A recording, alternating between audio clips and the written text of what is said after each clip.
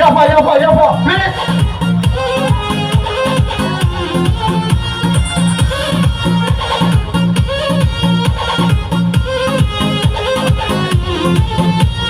छीटा जवानी के उड़े दहो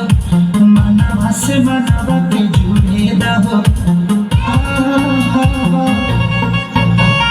छीटा जवानी के उड़े दहो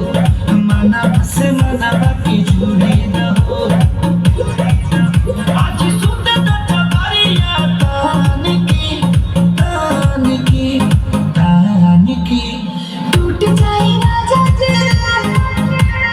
टूट जाए राजा जी पलंग सागवान के टूट जाए राजा जी पलंग सागवान के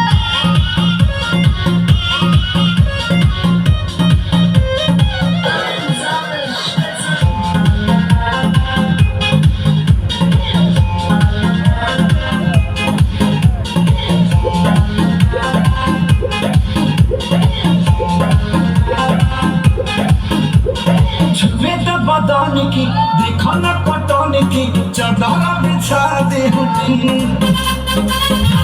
पलंग जी